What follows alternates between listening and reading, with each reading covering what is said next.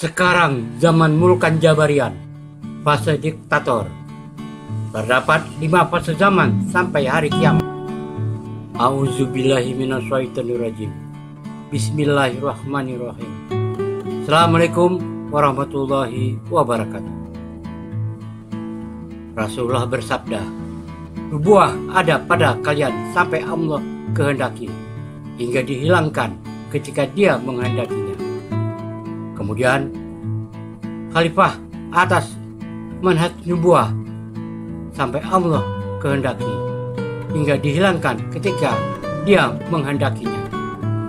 Kemudian kerajaan yang menggigit sampai Allah kehendaki, hingga dihilangkan ketika Dia menghendakinya. Kemudian kerajaan yang diktator sampai Allah kehendaki, hingga dihilangkan ketika Dia menghendakinya. Kemudian khalifah di atas manhaj nubuah, kemudian beliau diam. Hadis riwayat Ahmad nomor 18.406. 1. Fase kenabian 610 sampai 632 Masehi. Fase ini berlangsung selama 23 tahun, yaitu ketika Rasulullah SAW masih hidup, dimulai sejak awal kenabian beliau sampai beliau wafat tahun 632 Masehi. Masa beliau memimpin negara Islam pertama di Madinah yang menggunakan syariat Islam sebagai hukum negara. 2. Fase khilafah ala minhajin nubuah atau khilafah sesuai metode Nabi. Fase ini berlangsung selama 30 tahun, disebut fase Khulafaur Rasyidin. 1. Abu Bakar As-Siddiq. 2. Umar bin Khattab. 3. Utsman bin Affan. 4. Ali bin Abi Thalib. 5. Al-Hasan bin Ali. Hasan bin Ali bin Abu Thalib mempersatukan umat Islam yang terpecah belah akibat fitnah pada saat itu. Fase ini menggunakan syariat Islam sebagai hukum negara. 3. Fase Mulkan Adnan, kerajaan, yaitu fase khilafah yang penurunan kepemimpinannya sudah tidak sesuai metode Nabi. Kekuasaan masa itu turun kepada putra mahkota seperti pada sistem kerajaan, tetapi kekuasaan ini masih menggunakan syariat Islam sebagai hukum negara. Berikut dinasti yang pernah berkuasa di dunia. 1. Dinasti Umayyah. 2. Dinasti Abbasiyah. 3. Dinasti Idrisiyah. 4. Dinasti Aklabiyah. 5. Dinasti Samaniyah. 6. Dinasti Safariyah. 7. Dinasti Tulun. 8. Dinasti Hamdaniyah. 9. Dinasti Fatimiyah. 10. Dinasti Waihi. 11. Dinasti Seljuk. 12. Dinasti Ayyubiyah. 13. Dinasti Delhi. 14. Dinasti Mamluk Mesir. 15. Dinasti Mughal. 16. Dinasti Utsmani atau Ottoman. Dinasti ini berakhir pada Sultan Abdul Majid II, adalah khalifah terakhir yang dimiliki oleh umat Islam. Pada masa lenyapnya Daulah Khilafah Islamiyah akibat pemerintahan Mustafa Kemal Atatürk yang menghancurkan sistem khilafah dan runtuhnya dinasti Utsmaniyah. Fenomena ini terjadi pada tanggal 27 Rajab tahun 1342 Hijriah atau tahun 1992 Masehi. 4. Fase Mulkan Jabariyah atau fase kediktatoran. Fase ini adalah fase umat Islam tidak memiliki khalifah atau pemimpin. Syariat Islam tidak menjadi landasan hukum negara dimanapun di seluruh dunia. Fase ini di mana umat Islam mengalami masa paling terhinakan. Kita sekarang ini sedang berada pada fase keempat ini. Kondisi yang terjadi, Muslim dibenci,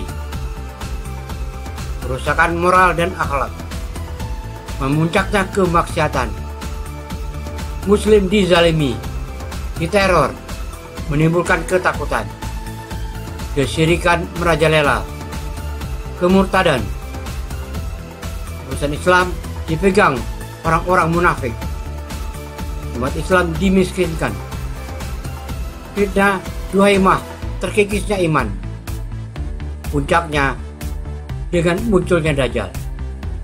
Ketika Dajjal muncul, jumlah kaum laki-laki menyusut akibat peperangan, di mana perbandingan perempuan dengan laki-laki saat itu adalah 50 berbanding 1.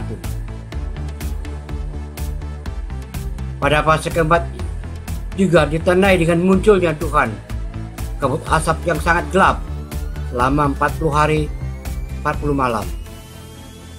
Setelah itu teknologi terhenti selama-lamanya. Itu disebabkan salah satunya hantaman meteor. Semua yang biasa mengandalkan teknologi akan mengalami kesengsaraan. Pasca meteor, bumi akan mengalami kekeringan dan kelaparan ekstrim. Saat itulah Dajjal datang dan menunjukkan kemampuannya, sehingga banyak yang percaya dan terperdaya. Karena yang tandus jadi kering bisa subur. Hewan yang susunya kering bisa kembali mengeluarkan susu. Saat itu ia berkata, "Akulah Tuhan yang selama ini kalian cari." Saat itu Dajjal berkeliling dunia selama 1 tahun 2 bulan 2 minggu. Namun ada 2 tempat yang tidak dimasuki oleh Dajjal, yaitu Mekah dan Madinah. Saat Dajjal berkeliling, kaum perempuan jangan dibiarkan keluar rumah, kunci pintu rapat-rapat. Karena jika bertemu Dajjal akan menjadi pengikutnya.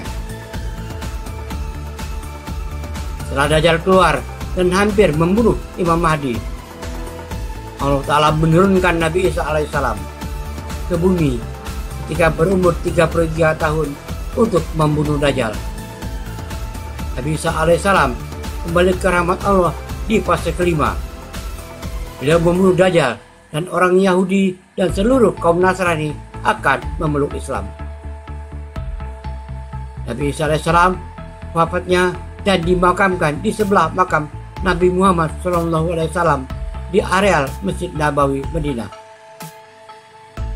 Siti Aisyah Ummul Mukminin berkata, "Di sebelah Rasulullah masih ada 1 lubang lagi, tapi aku tidak mau mengisinya karena diperuntukkan untuk Nabi Isa alaihissalam ketika wafat." Setelah itu muncullah Ya'juj dan Ma'juj. Iblis dan Dajjal berkolaborasi untuk membuat banyak manusia masuk neraka. Pada fase keempat inilah setan dari golongan manusia dan jin memperbanyak penghuni neraka. Ya'juj Ma'juj adalah sebutan untuk kaum keturunan Nabi Adam alaihissalam yang menjadi salah satu pertanda datangnya hari kiamat. Mereka digambarkan sebagai kaum yang gemar berbuat kerusakan di muka bumi. Tidak ada yang bisa menghalangi kedatangannya kecuali hanya Allah Subhanahu wa Ta'ala. Mengutip tafsir Al-Maraghi juz 16 oleh Ahmad Mustafa Al-Maraghi, secara fisik kaum Ya'juj dan Ma'juj berasal dari ras Turki dan Mongol. Ciri-cirinya telah dijelaskan dalam hadis Rasulullah SAW berikut ini.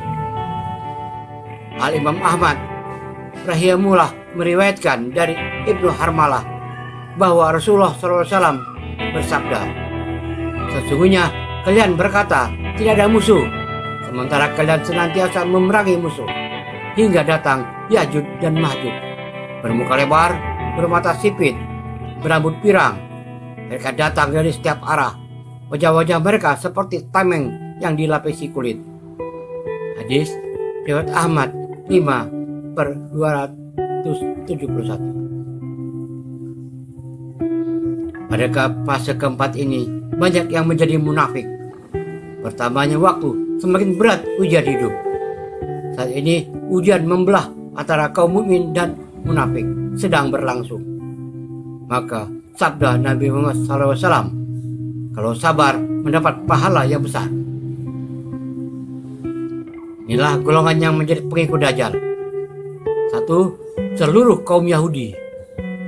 2. Seluruh setan dari bangsa jin. 3. Seluruh dukun, tukang sihir.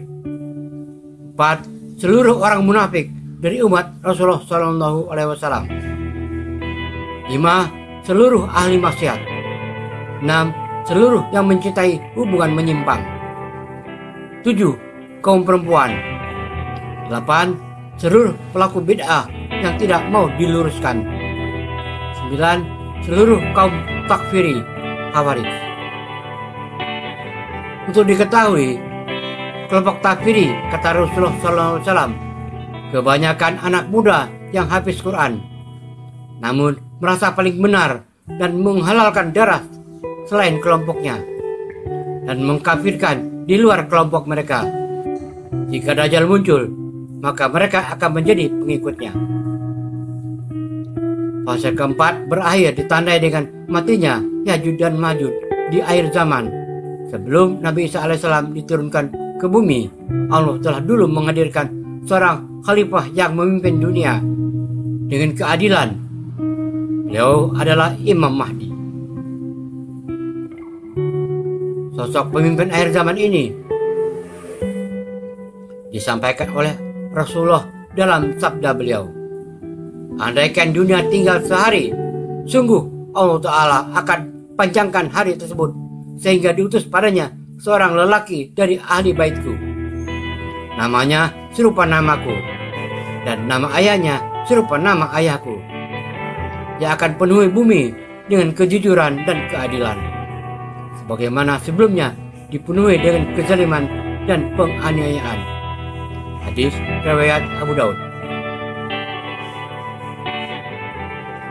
Imam Mahdi bernama Muhammad dan ayahnya bernama Abdullah, sebagaimana Rasulullah SAW. Imam Mahdi akan diutus saat umat Islam banyak dipenuhi perselisihan. Beliaulah sosok yang akan menyatukan umat Islam yang saat ini terpecah belah. Rasulullah berpesan, ketika kalian melihatnya, Imam Mahdi, maka berbaiklah dengannya, walaupun harus merangkak-rangkak di atas salju. Hadis riwayat Ibnu Majah. 5. Fase khilafah alamin hajin nubuah kedua, yaitu kebangkitan kembali khilafah yang sama dengan era Khulafaur Rasyidin. Pada era ini, umat Islam akan kembali menjadi khair ummah atau umat terbaik. Fase ini berlangsung sekitar 7 atau 9 tahun. Kemudian masuk fase kelima yang indah. Fase kelima ini bertolak belakang dengan fase keempat. Ketika itu dipimpin Imam Mahdi. Tidak ada bencana yang muncul saat itu. Ketika khilafah muncul pada fase kelima, tidak ada satupun peperangan terjadi di muka bumi. Kemudian tidak ada satupun bencana di muka bumi. Harta, kekayaan dari perut bumi Allah melimpahkan sehingga semua orang menjadi makmur. Pada fase kelima juga tidak ada pajak dan semuanya sehat. Rumah tahanan juga tidak ada karena penghuninya bertobat. Wallahu alam. Fase ini berakhir dengan bertiupnya angin sejuk dari Yaman dan semua muslim mati. Kiamat kubro. Kiamat kubro, kiamat besar, bermula 1. Al-Quran diangkat. 2. Nama Allah Ta'ala tidak disebut lagi. 3. Gempa bumi di 3 penjuru. 4. Keluarnya binatang yang berbulu yang bisa berbicara. 5. Zina dilakukan terang-terangan di jalan dan di pasar. 6. Munculnya asap tebal, aduhan.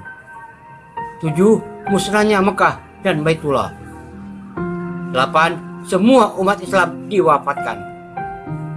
9. Matahari terbit dari barat. 10. Munculnya api dari barat yang mengumpulkan manusia. Hari kiamat ditandai dengan peniupan 2 kali sangkakala oleh malaikat Israfil. Tiupan pertama semua makhluk dimatikan oleh Allah Ta'ala. Yang kedua, dihidupkan kembali oleh Allah Ta'ala. Selisih waktunya 40, entah hari, bulan, atau tahun. Wallahu alam. Demikian 5 fase akhir zaman sampai berakhirnya dunia dengan ditandai hari kiamat. Wallahu alam bisawab. Semoga bermanfaat. Wassalamualaikum warahmatullahi wabarakatuh.